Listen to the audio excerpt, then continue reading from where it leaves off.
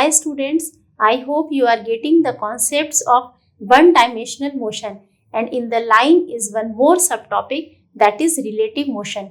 So let us see what this is. This separately, because generally when observer is with respect to ground, it is not said relative to ground, because all the observations are taking place from ground only. So whenever it is with respect to ground, generally we take that as only velocity, only displacement, only acceleration, and if it is with respect to some other moving body, then only we use the term relative. So here it is the same case. We are saying that this is velocity of one thing with respect to another. Let this be the observer A, and this is the moving body for which we are noting its relative velocity. So we can write relative velocity is written as velocity of B with respect to A. First we have to write the letter for body which is moving, and the second one has to be for observer. So this is how relative velocity is to be symbolically represented. This is velocity of B with respect to A.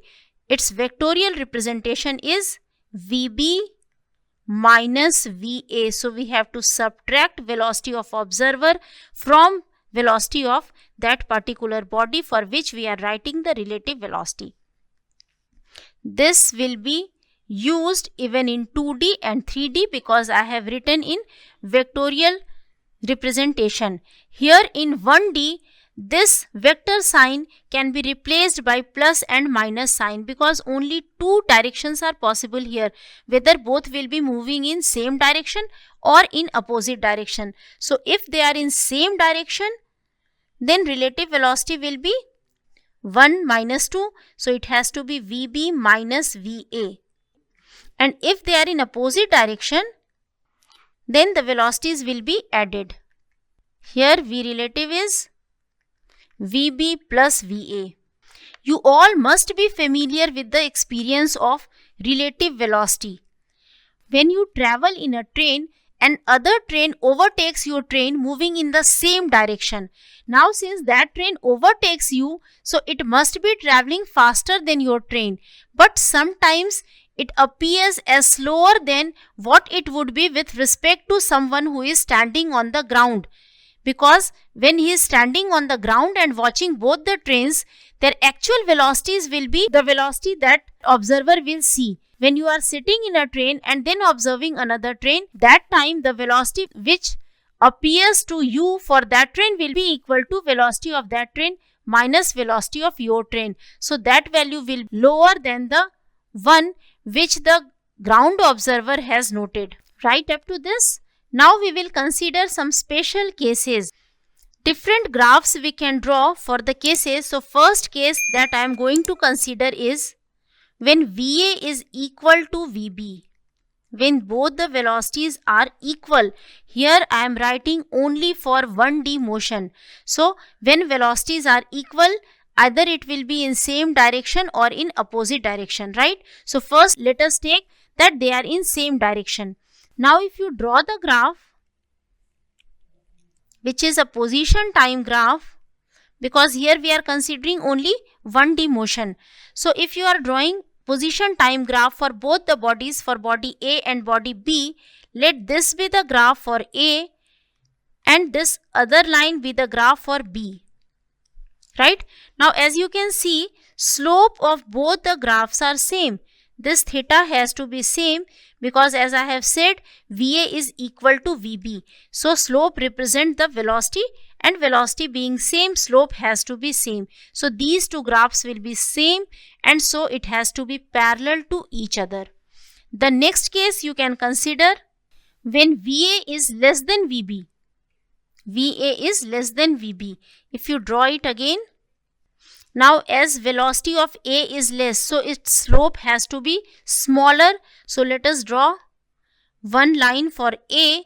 For B it has to be a steeper one because slope is more. So for B let us draw like this.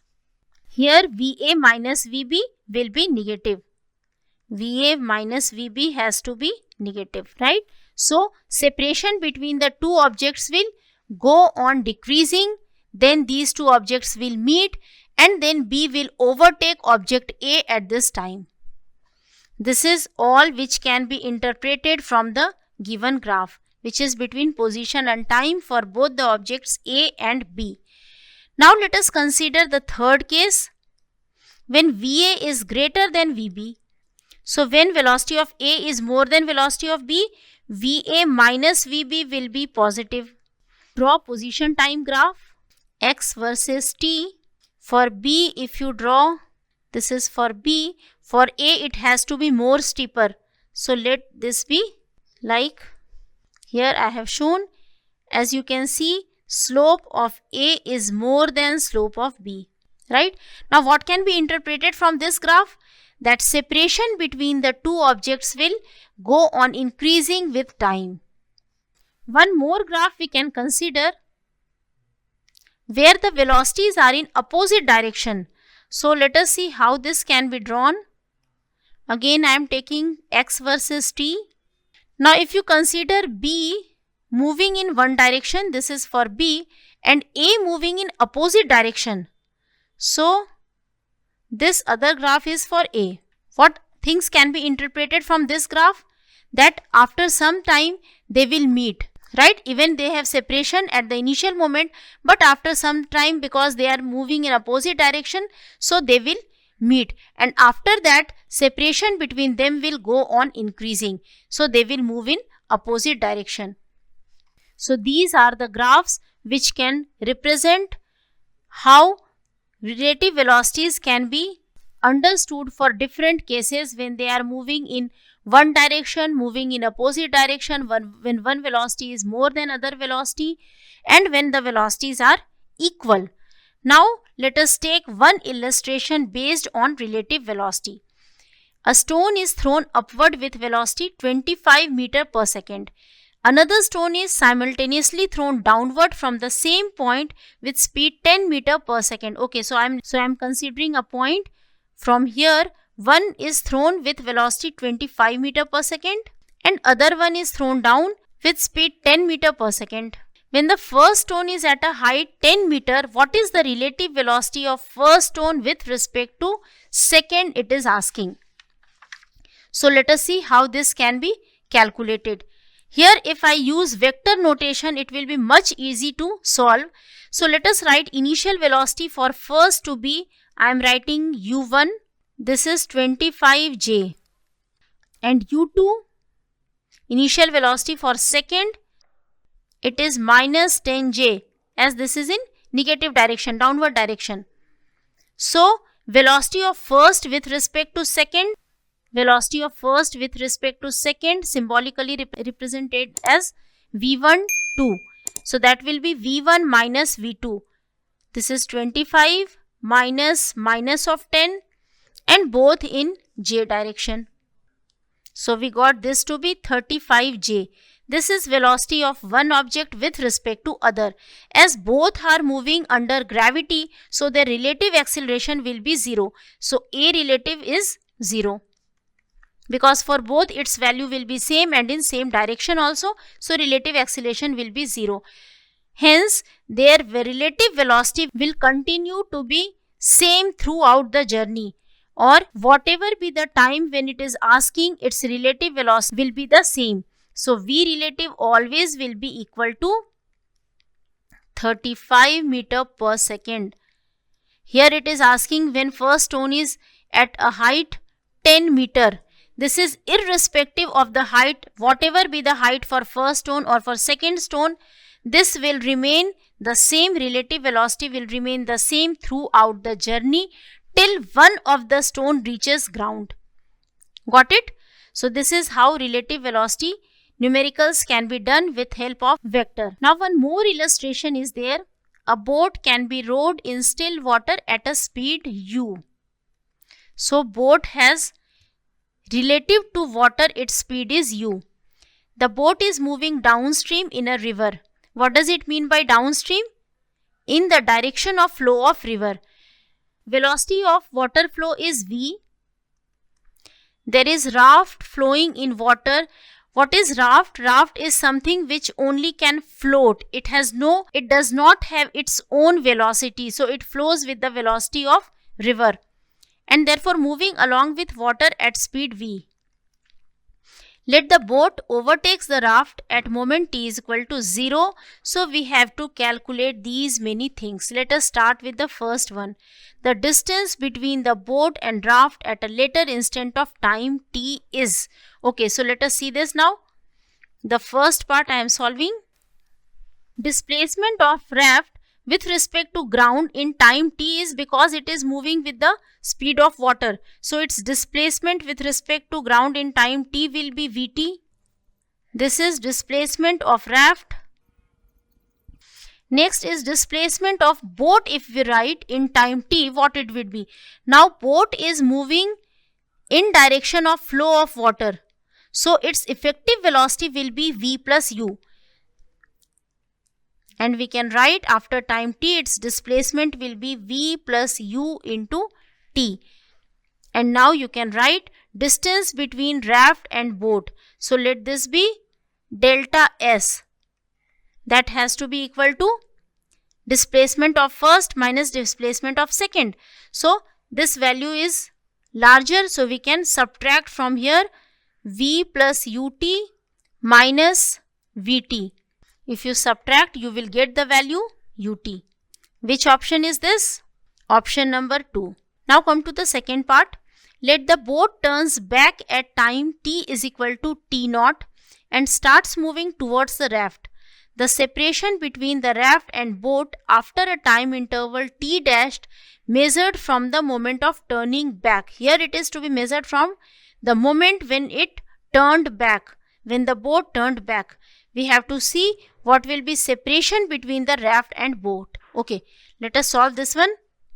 The second one, at the moment of turning back, if we consider this being the initial position when both started, raft and the boat both started, right?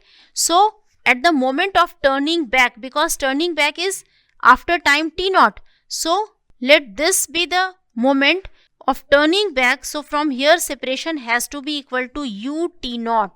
In time t dashed, raft will move towards by a distance vt dashed because it is moving with velocity v only. So raft will move, if we consider time d dash, raft will move a distance vt dash.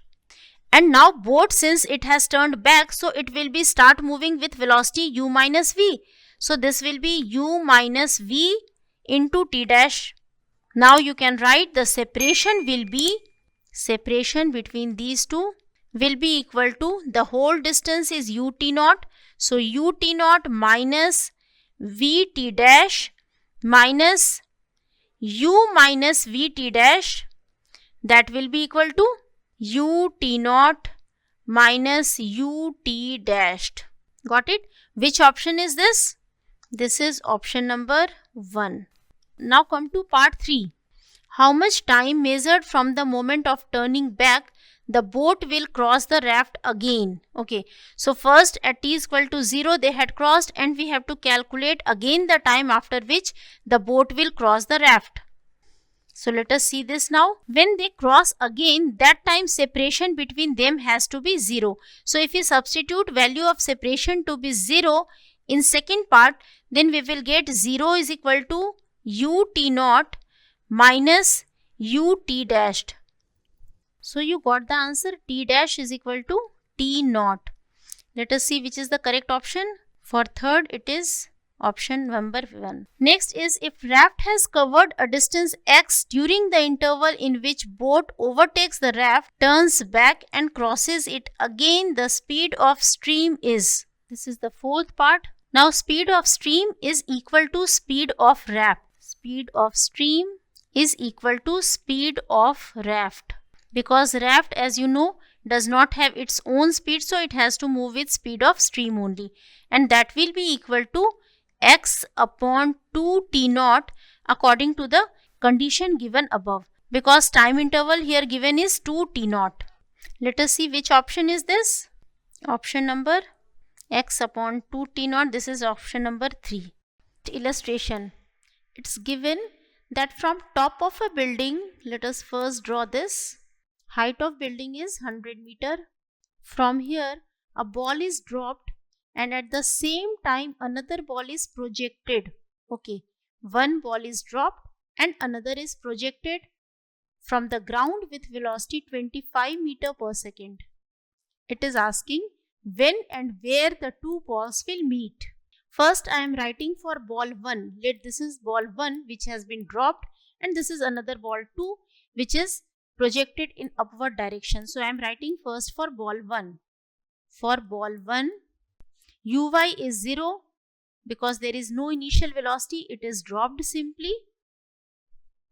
Distance travelled sy is minus y. Here I have taken negative direction as the downward direction. This is negative. Of course, upward will be positive.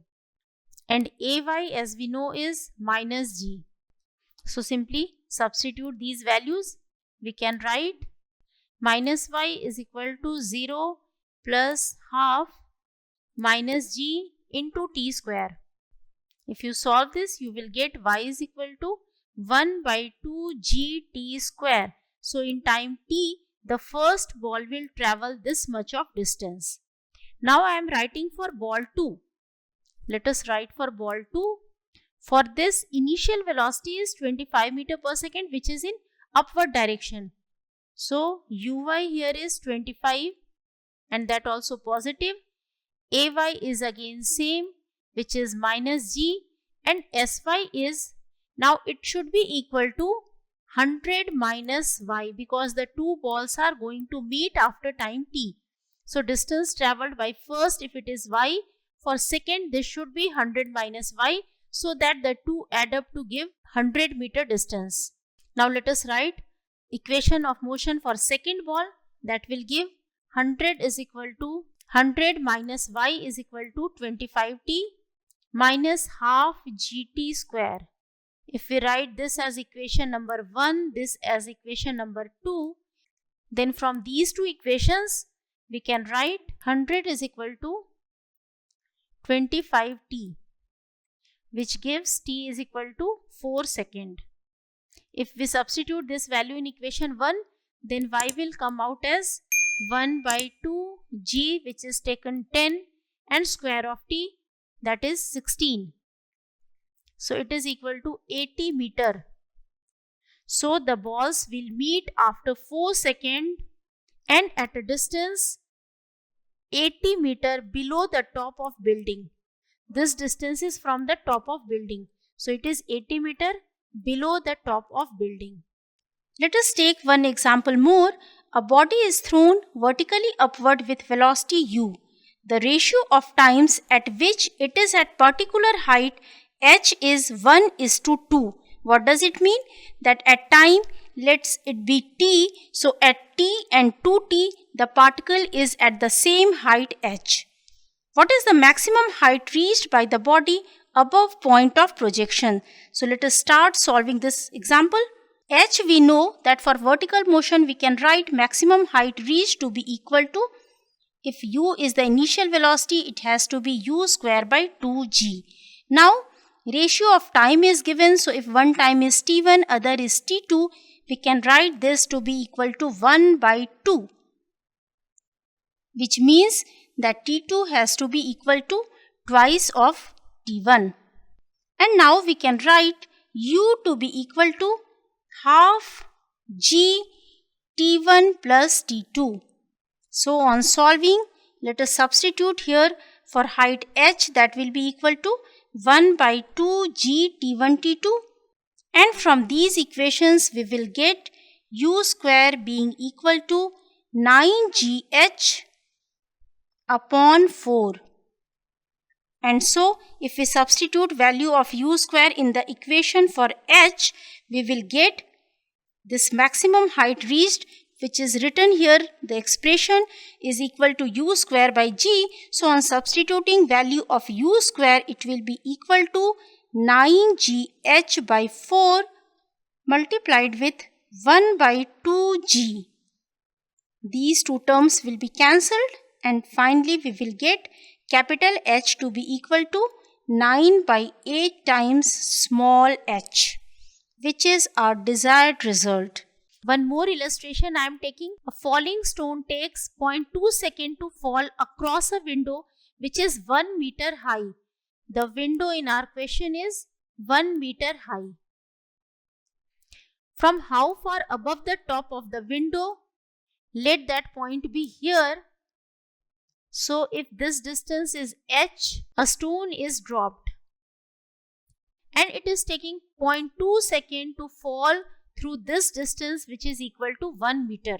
Okay, so let us see how this can be solved. This point I have taken as O. Let top of window be A and bottom of window be B. This distance AB is given 1 meter and OA I have taken as H. Now I am writing OA. So OA will be equal to, if I use UT plus half AT square, so U has to be 0 because the ball has been dropped. So directly it will be half GT square.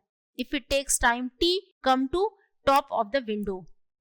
Now if we write for OB, then this OB will be equal to, again the same equation can be written because inertial velocity for this part of journey also is 0. So this will be half G, but this time T will be equal to 0.2 plus T because T time it had taken to reach point A, and from A to B the time taken is 0.2 seconds.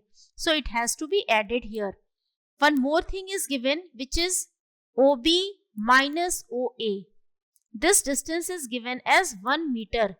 So if we now substitute all the values here in equation 1 and equation 2 and then solve these two, we can get 1 by 2 G 0.2 plus T square minus 1 by 2 GT square. This should be equal to 1. Let us now solve for T. It will give you a quadratic equation. So this is 5. I am substituting value of G as 10. So it will be 5. Now square of this 0.04 plus T square plus 0.4T minus 5T square is equal to 1. Now this is 0.2 plus 5T square plus 2T minus 5T square is equal to 1. Okay, 5T square got cancelled, so we didn't get quadratic equation, and now you can solve. 2T is given as 0.8 because this is 1 minus 0.2, and we got T is equal to 0.8 upon 2, that is 0.4 second. So to reach from point O to point A is the time taken, that is equal to 0.4 second. But it is asking how far above the top of window. So the question is asking for H. Now we can calculate value of H very easily. H will be equal to, simply we can write half GT square, where this T is equal to 0.4 second. Square of this value, that is 1 by 2 into 10 into 0.16, which is equal to 0.8 meter. So 0.8 meter is the height. So by now we are in a position to solve a number of questions based on this topic, relative velocity. In the next session, we will see some of the questions that has come from motion along a straight line in your previous year examinations of NEET and JEE. So we will solve a number of questions based on all the concepts we learned till now. That is motion along a straight line, all the kinematical expressions, instantaneous and average values, constant acceleration motion, graphical equations, all the graphs, relative motion, motion under gravity. Questions will be covered from all these topics. So let us wait for the next session. That is going to be wonderful. Right? Best of luck.